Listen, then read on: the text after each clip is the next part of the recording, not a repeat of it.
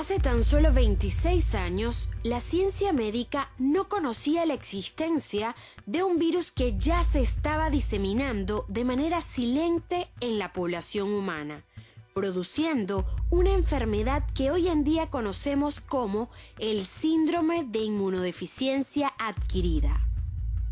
El SIDA, o síndrome de inmunodeficiencia adquirida, es la forma más grave de una infección provocada por el virus de la inmunodeficiencia humana o VIH, y se denomina síndrome porque consiste en la aparición de una o diversas enfermedades, las cuales se desarrollan porque el virus provoca la destrucción lenta, continua y progresiva de una parte de nuestro sistema inmunitario.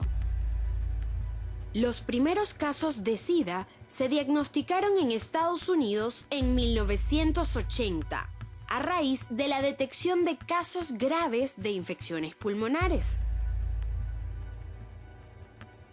Pronto se descubrió que estos pacientes tenían algo en común. Y esto era una disminución de la cifra de un tipo determinado de glóbulos blancos denominados linfocitos CD4. Por esto, se le llamó síndrome de inmunodeficiencia adquirida, para diferenciarlo de las inmunodeficiencias que se observaban en niños y que son heredadas o congénitas. Hasta 1983 no se pudo determinar que el SIDA estaba causado por la infección de un virus nuevo y totalmente distinto de los hasta entonces conocidos como causantes de enfermedad en los humanos. Investigadores del Instituto Pasteur y posteriormente del Instituto Nacional de Cáncer de Estados Unidos y de la Universidad de California aislaron un retrovirus en pacientes con SIDA, y a este se le denominó virus de inmunodeficiencia humana tipo 1 o VIH tipo 1. Más adelante se identificó un nuevo retrovirus humano, el VIH-2, propio de algunos países de África Occidental y capaz de producir en el hombre un cuadro clínico similar al SIDA, pero con menor agresividad y de forma mucho más lenta que el original. Aunque en la actualidad aún tenemos dudas de cómo ha aparecido esta nueva enfermedad, la hipótesis más plausible es que se originó en los años 30, mediante el paso de un virus del chimpancé al hombre en África Central. Aunque sabemos que probablemente hubo casos previos de infección en humanos, las condiciones sociales, demográficas, económicas que se dieron en esa época y en ese lugar favorecieron su extensión hasta convertirse en lo que hoy conocemos como una gran epidemia mundial.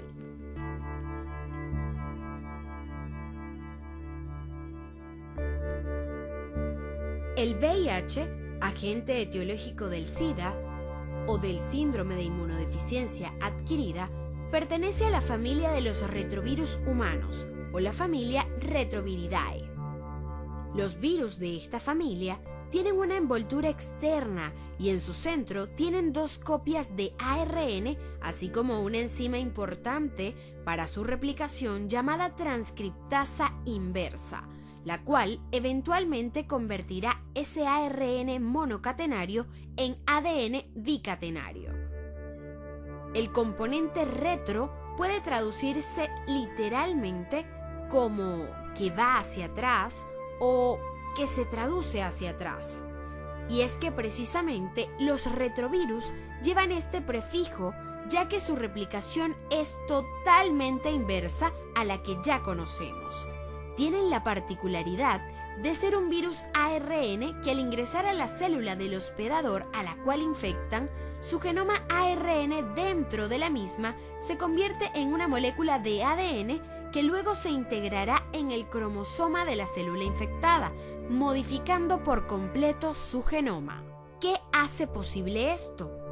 Lo cierto es que el mismo virus posee una enzima conocida como transcriptasa inversa, la cual se encarga de convertir el genoma ARN en una copia de ADN de doble cadena.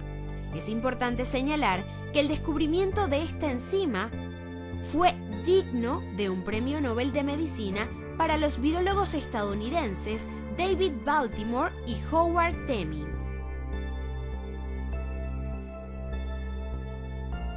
A pesar de que existen varios grupos de retrovirus capaces de infectar a una variedad inmensa de animales, solamente 2 grupos principales pueden infectar a la especie humana.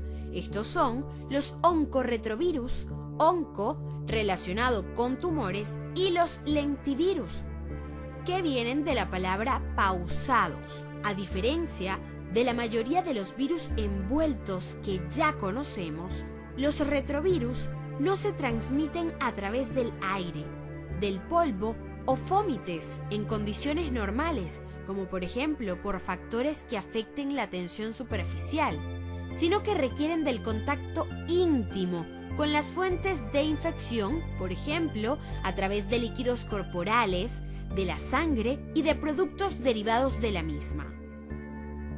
Una de las características más importantes de los lentivirus es que pueden persistir en los hospedadores infectados por largo tiempo, sin que hayan manifestaciones clínicas, hasta que la respuesta inmunitaria se ve alterada y resulte ineficaz, permitiendo así mayor replicación del virus, que se vuelve más citopático, ocasionando la muerte de linfocitos T y de células infectadas como monocitos, macrófagos, células dendríticas, entre otras.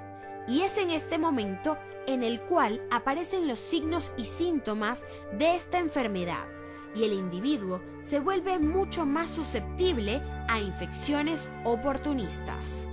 Todas las características mencionadas son propias del VIH tipo 1, el cual, como hemos mencionado, tiene efectos más drásticos al destruir los linfocitos TCD4, que son fundamentales para la efectividad y la regulación de la respuesta inmunológica, causando así lo que conocemos hoy en día como el síndrome de inmunodeficiencia adquirida. El genoma del VIH está constituido por 2 moléculas de ARN monocatenario. Cada molécula de ARN contiene los 3 genes requeridos para la sobrevida del mismo en nuestro organismo. El primero, o gen POL, codifica las 3 enzimas que participan en la replicación. Estas son la transcriptasa inversa, o también llamada ADN polimerasa, que es la enzima responsable de la replicación del genoma. La segunda sería la integrasa, que es la enzima necesaria para la integración del provirus al genoma de la célula huésped. Y por último, pero no menos importante, la proteasa, que es la encargada de preparar a la partícula viral para salir de la célula.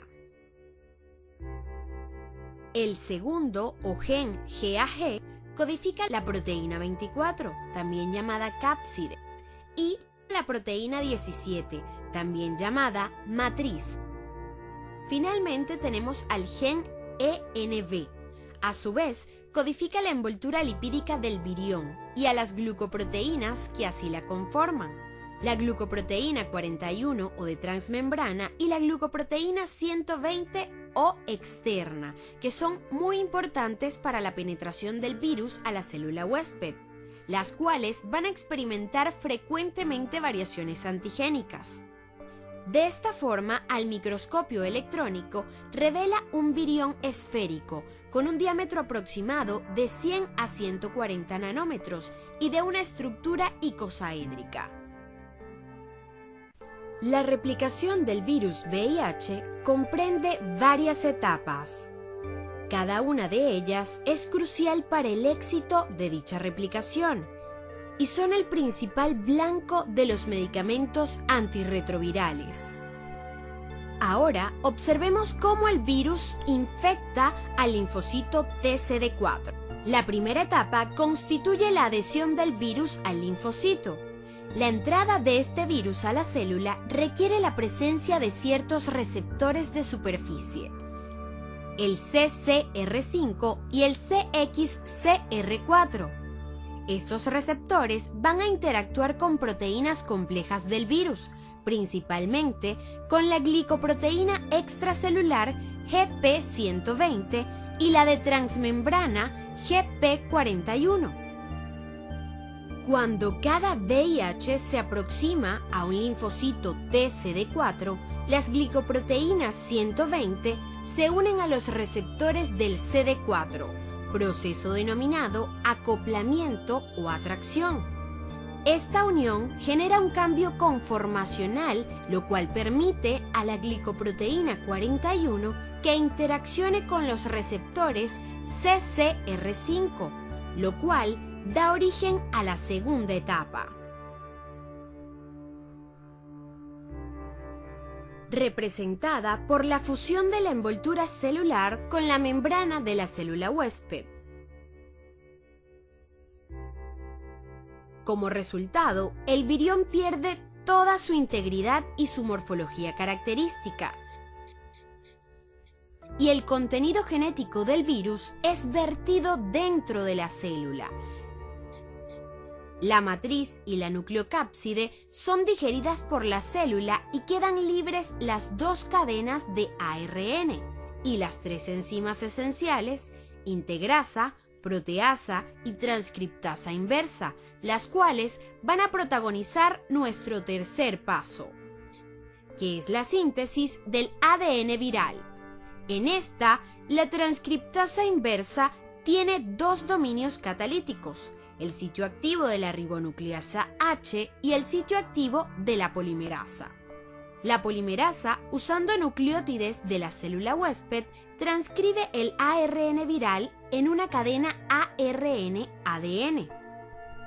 Posteriormente, esta vuelve a la transcriptasa inversa, donde la ribonucleasa H de la misma escinde los fragmentos restantes del ARN y la polimerasa forma el ADN de doble hélice, también llamado provirus o ADN modelo, un estadio intermedio en el ciclo replicativo que servirá como molde para sintetizar el ARN viral. En la cuarta etapa, denominada integración, la integrasa se une al ADN viral, entra al núcleo y facilita su integración al ADN de la célula huésped. De esta forma, ahora el genoma de la célula contiene la información genética del virus de inmunodeficiencia humana. Finalmente tenemos nuestra quinta etapa, constituida por la síntesis de los viriones hijos. En esta, la ADN polimerasa de la célula huésped sintetiza un ARN mensajero, el cual migra al citoplasma, donde se dirige a los ribosomas presentes en el retículo endoplasmático rugoso, y sintetizan así las cadenas de proteínas de la envoltura viral.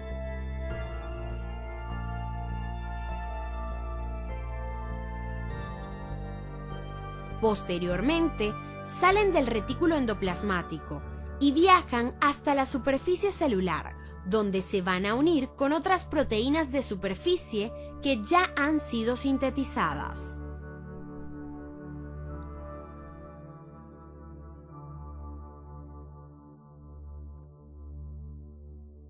Al mismo tiempo, otros ARN mensajeros codifican la traducción de grandes cadenas proteicas, que son claves para la infectividad del virus.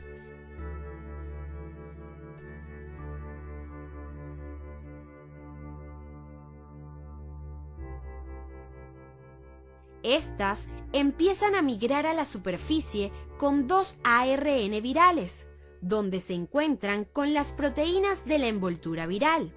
Se unen y posteriormente emerge de la célula huésped un virión que aún es inmaduro, ya que las grandes cadenas proteicas requieren ser escindidas en sus partes individuales.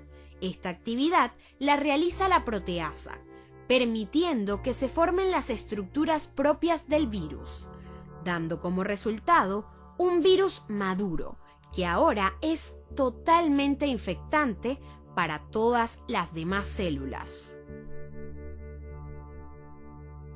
Cada virus de inmunodeficiencia humana se replica billones de veces al día, destruyendo las células del sistema inmune y causando la progresión de la enfermedad. La característica cardinal de la infección por VIH es la depresión, es decir, la disminución de los linfocitos TCD4. Y esto es el resultado del tropismo del virus por esta población de linfocitos que expresan el marcador fenotípico CD4 sobre su superficie.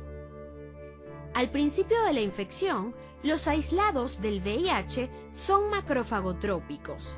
Sin embargo, todas las cepas del virus de inmunodeficiencia humana también infectan a los linfocitos primarios TCD4. Y conforme la enfermedad progresa y avanza en el tiempo, el tropismo va cambiando de los macrófagos a los linfocitos T. Es entonces cuando el virus es T-trópico. Las consecuencias de la disfunción de las células TCD4 causada por la infección del VIH es totalmente devastadora, debido a que el linfocito TCD4 desempeña una función totalmente decisiva en la respuesta inmunitaria humana. Este linfocito es el encargado de inducir de forma directa o indirecta una amplia variedad de funciones en las células linfoides y las células no linfoides, incluidos algunos como la activación de macrófagos, las inducciones de funciones de las células T citotóxicas, las células natural killer y las células B. También estimula la secreción de factores solubles que además inducen el crecimiento y la diferenciación de todas las células linfoides, que afectan de alguna forma a las células hematopoyéticas. La mayor difusión del virus en la sangre a medida que el número de linfocitos TCD4 desciende guarda una relación totalmente directa con la evolución de los síntomas del SIDA. Y es que el VIH induce diversos efectos citopatológicos que de alguna forma matan a los linfocitos T.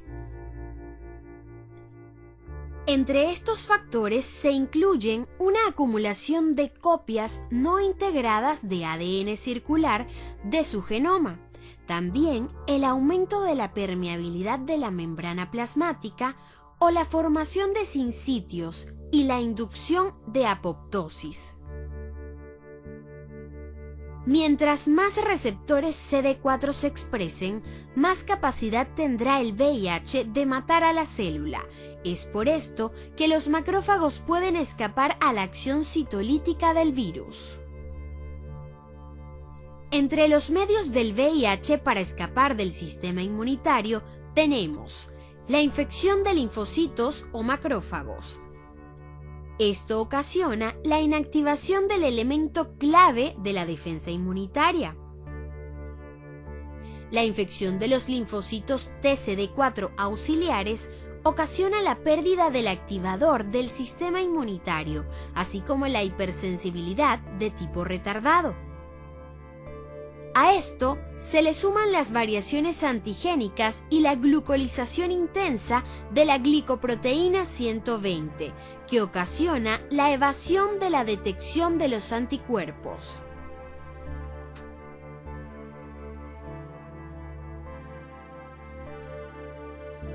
Los linfocitos TCD8 son críticos para controlar la progresión del VIH a SIDA.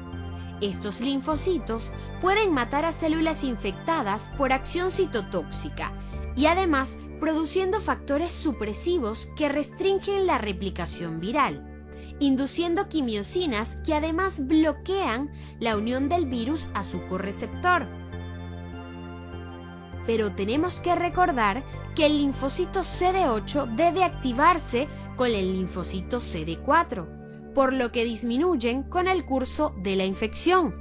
ya que la célula blanco de la infección por VIH es el linfocito CD4, que es el encargado de la regulación de todas las respuestas de nuestro sistema inmunitario.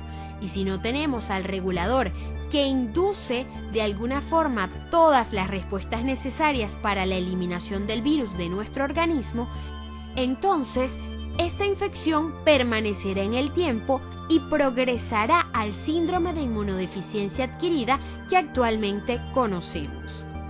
Es por este motivo que los medicamentos antirretrovirales lo que intentan realizar es disminuir la carga viral para que de alguna forma aumenten los linfocitos TCD4 y de esta forma se refuerce el sistema inmunitario del paciente infectado.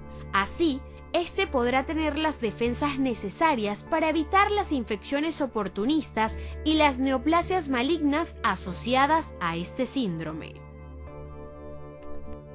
El curso típico de la infección por este virus presenta varias etapas. La infección primaria puede ser asintomática o 10 a 14 días después de la exposición presentar algunos síntomas específicos, tales como fiebre, dolor de garganta, linfoadenopatías o erupción cutánea. Después de la infección primaria se produce la replicación viral y es detectable la viremia. Durante 8 a 12 semanas, el virus se disemina de manera amplia en todo el organismo, sobre todo en órganos linfoides.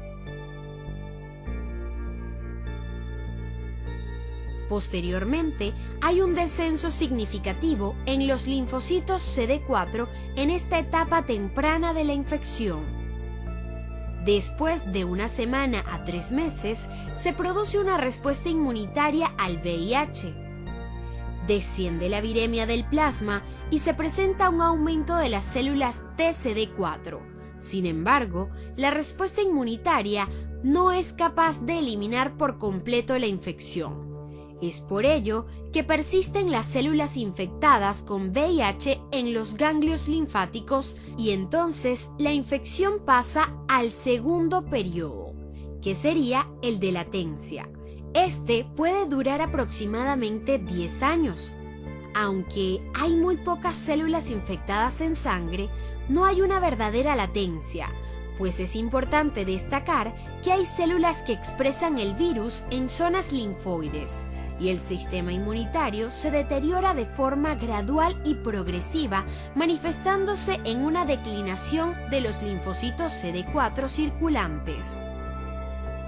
En este periodo, el paciente puede volverse totalmente asintomático, o por el contrario, desarrollar una linfoadenopatía generalizada, persistente o, en otros casos, remitir antes de progresar durante meses o por años a la condición pre-SIDA, conocida como complejo acompañante del SIDA, que es caracterizado por diarrea, candidiasis oral, pérdida de peso y fiebre.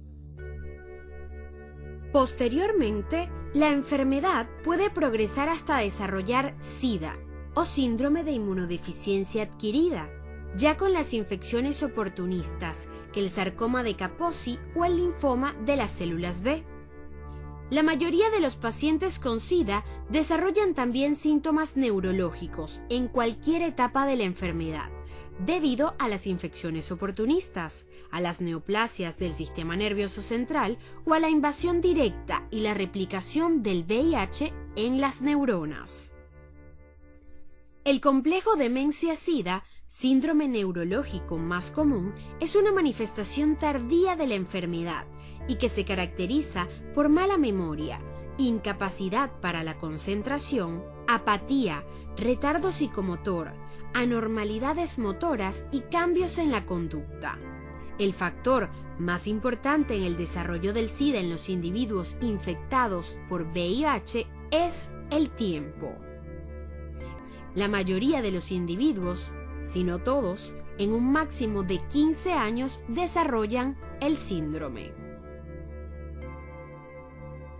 Diversos factores afectan la supervivencia, incluyendo la edad, el sexo, el tipo de diagnóstico inicial, el estado inmunológico, que resulta ser el más importante, ya que, como se ha dicho, la respuesta de los linfocitos citotóxicos dependientes de los linfocitos CD4 disminuye con la progresión de la enfermedad, y esto trae como consecuencia la pérdida del control de la viremia. Además, las causas probables para que esto ocurra son el agotamiento inmunológico, la falta de un adecuado funcionamiento de las células CD4 o también factores asociados al hospedador. Las causas predominantes de morbilidad y mortalidad entre los pacientes con infecciones de VIH en etapas tardías son las infecciones oportunistas, es decir, infecciones graves por agentes que pocas veces causan enfermedades importantes en individuos inmunocompetentes. Las infecciones oportunistas más frecuentes en los pacientes con SIDA incluyen aquellas por bacterias como por ejemplo la Mycobacteria tuberculosis, la Salmonella o el Streptococcus. Entre los hongos podemos mencionar a la Candida albicans, protozoarios como el Toxoplasma gondii, la Giardia lamblia, la Isospora belli y el Cryptosporidium. Además de virus como el citomegalovirus, el Epstein-Barr, el varicela zoster, el virus de la hepatitis B, entre otros. Entre las neoplasias asociadas a este síndrome están los linfomas no Hodgkin, el linfoma de Burkitt o de células B, el sarcoma de Kaposi y el cáncer cervical invasor provocado por el virus del papiloma humano. Es importante señalar que en el caso del cáncer anogenital y los linfomas de Hodgkin son más frecuentes en la infección por VIH, más no en los pacientes con SIDA.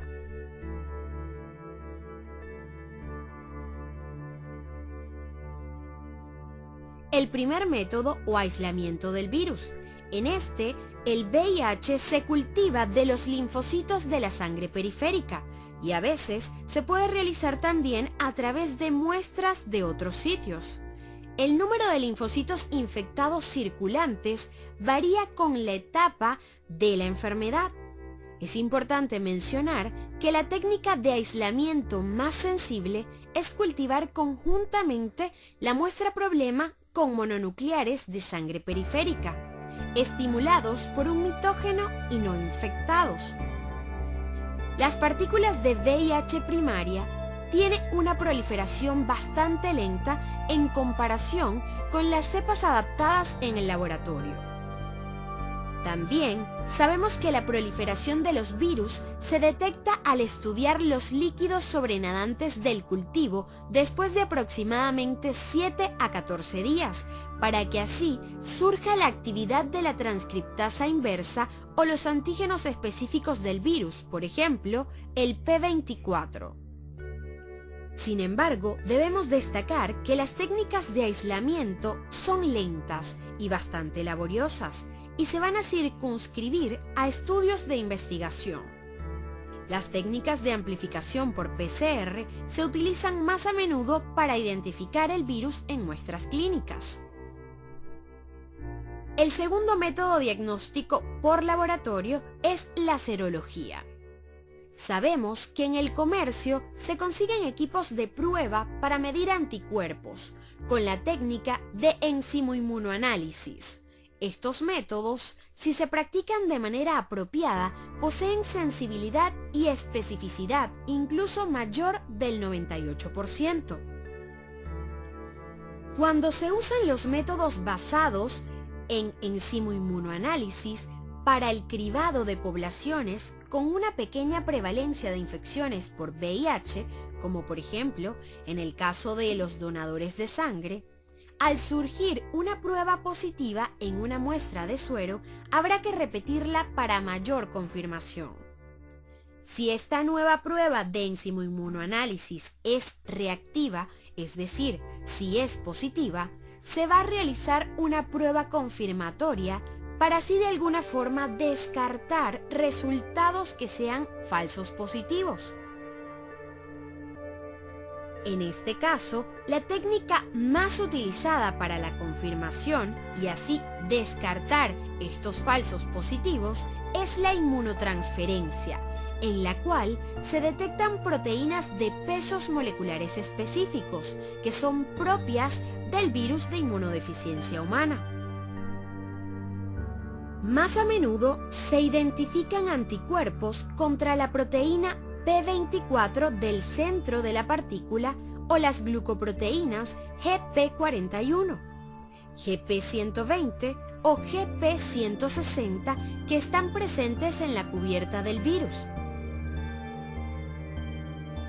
Sin embargo, el perfil de respuestas contra antígenos específicos del virus cambia con el transcurso del tiempo y también la evolución clínica hasta llegar al síndrome de inmunodeficiencia adquirida.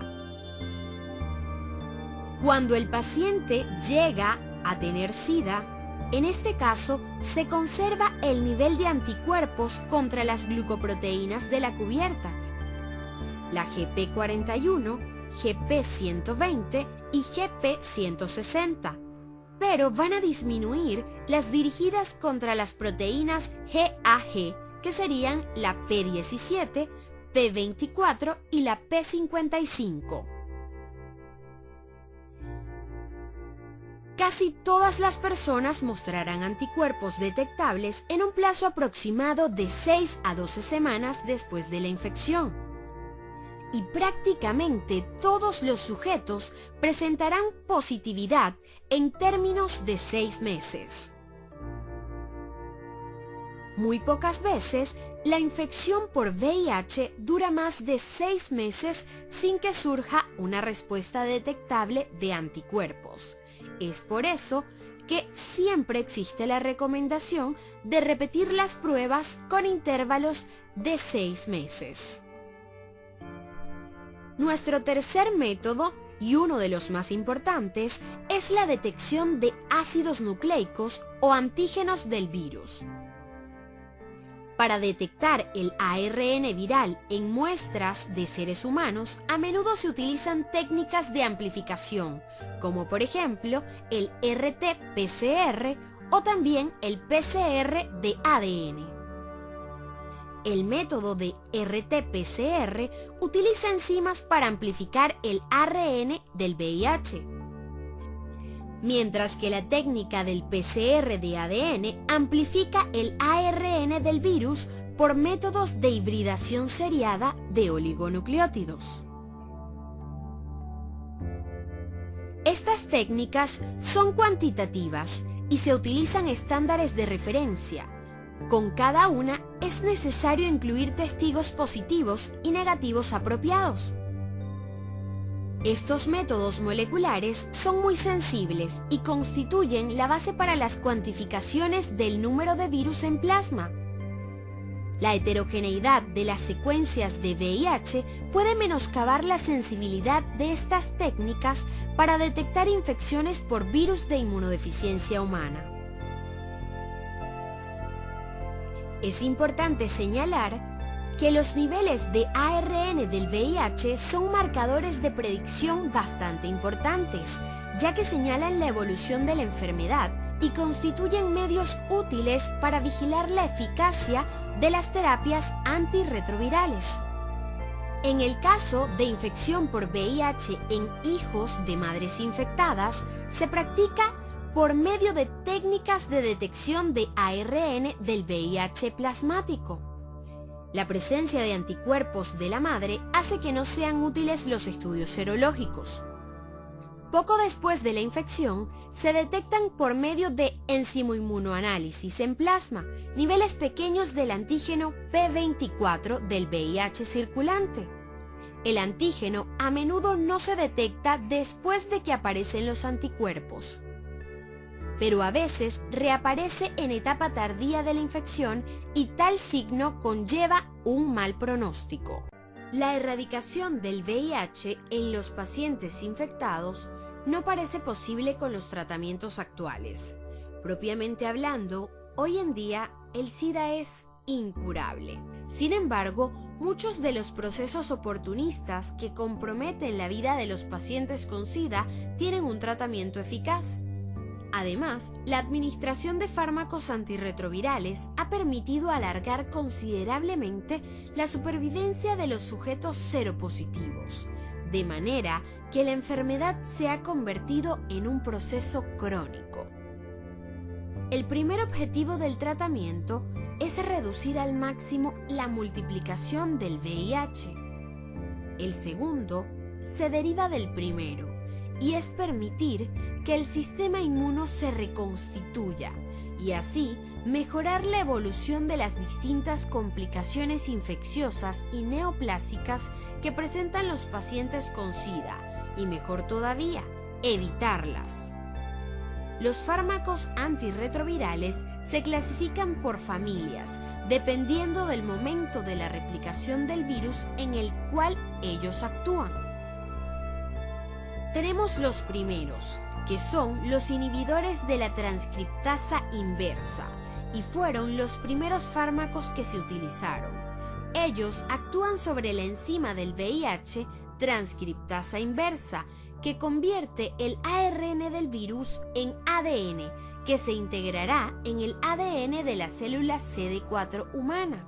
Estos fármacos son el abacavir, la diadonosina, la emtricitabina, la estabudina, la mibudina, sidobudina, tenofovir, efavirenz, etravirina y nevirapina, entre otros medicamentos que actúan de la misma forma. Los segundos son los inhibidores de la proteasa. En 1996 empezaron a utilizarse. Estos fármacos poseen una actividad muy potente frente al VIH y actúan en una fase tardía del ciclo replicativo, inhibiendo la acción de la enzima proteasa, que corta las nuevas cadenas de proteínas del VIH que se han formado en el interior de la célula humana infectada para así formar los nuevos virus. Estos fármacos son el atazanavir, el darunavir, el fosamprenavir, el lopinavir, el saquinavir y el tripanavir, entre otros que actúan de la misma manera. Tenemos luego a los inhibidores de la entrada. Entre ellos tenemos al enfuvirtida y el maraviroc. Estos van a inhibir la entrada del VIH a la célula TCD4. También tenemos los inhibidores de la integrasa. Estos inhiben la integración del VIH en el material genético de la célula humana infectada y únicamente está comercializado como raltegravir. Estas dos últimas familias se utilizan de forma restringida para situaciones en las que el paciente no tolera o ha fracasado a las demás familias de fármacos.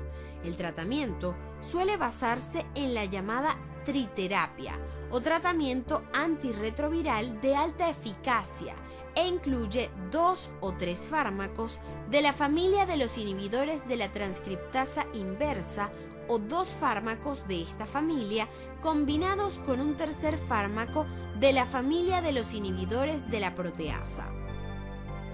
La respuesta al tratamiento se controla básicamente midiendo la carga viral en plasma, ya que los cambios de la viremia plasmática son rápidos y ocurren en días, y además anteceden en semanas o meses a los cambios inmunológicos o clínicos. En los pacientes no tratados previamente que reciben terapia triple, a las 4 semanas se debe exigir que la carga viral haya disminuido de forma importante, una reducción de 10 veces como mínimo. A los 3 o 4 meses, la carga viral debe ser menor de 200 a 500 copias por milímetro de sangre y a los 4 o 6 meses debe ser inferior a 20 a 50 copias por milímetro de sangre, es decir, que la carga viral sea indetectable. Si transcurrido este tiempo, la viremia es detectable o si tras ser indetectable rebota por encima de las 500 copias, hay que considerarlo como un fracaso virológico y plantearse un cambio total de tratamiento. Una carga viral menor de 20 a 50 copias por milímetro de sangre asegura que la respuesta terapéutica será duradera, mientras la adherencia a la medicación prescrita sea buena. Estos objetivos virológicos se alcanzan también en los pacientes que reciben segundas o posteriores alternativas terapéuticas debido a resistencias o intolerancias a la medicación. El desarrollo de una vacuna preventiva eficaz probablemente requerirá aún varios años de estudios. En su ausencia, la mejor prevención de la infección por VIH consiste en evitar su transmisión. La obtención de vacunas preventivas y terapéuticas eficaces contra el SIDA es la gran asignatura pendiente de la investigación sobre el VIH.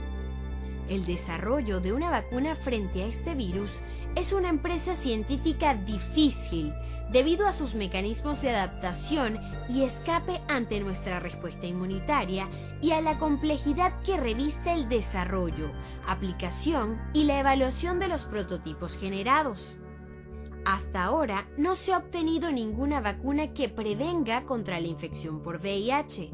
Sin embargo, esto representa la mayor esperanza para conseguir impedir la extensión de esta pandemia que conocemos como el SIDA.